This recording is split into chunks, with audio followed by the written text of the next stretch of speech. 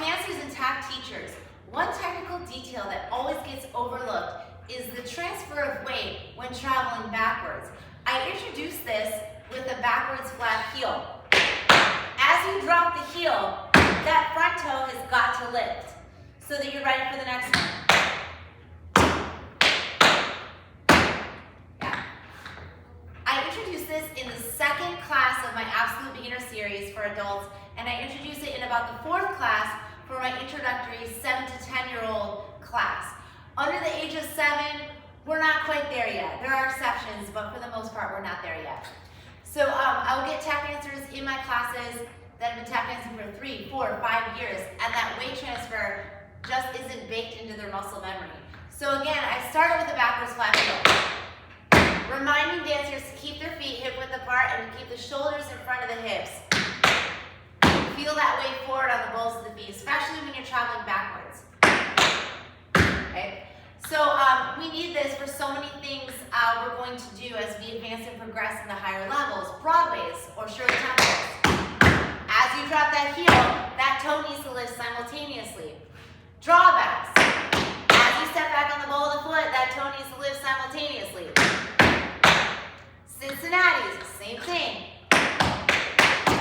As you step on that foot, on the ball of that foot, the toe needs to lift simultaneously.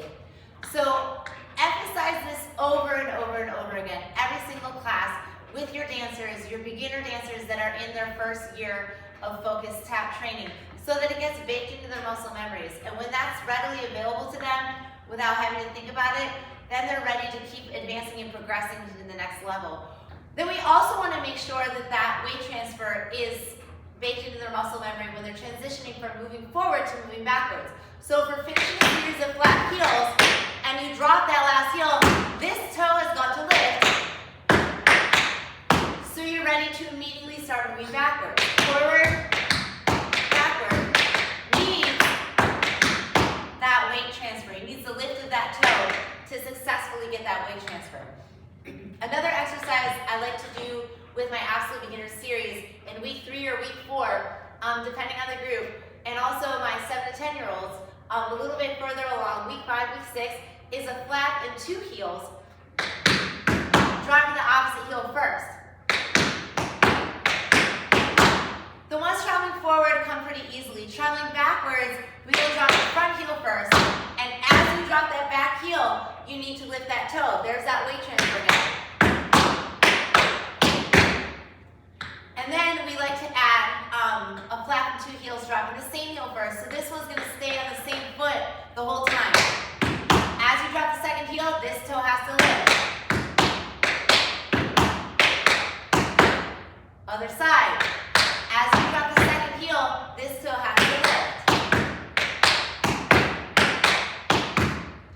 So again, really emphasizing that weight transfer and repeating it enough so that it really gets baked into the dancer's muscle memories or your own muscle memory if you're learning this for yourself. A really crucial technical detail as you hone the skills of the students that you train.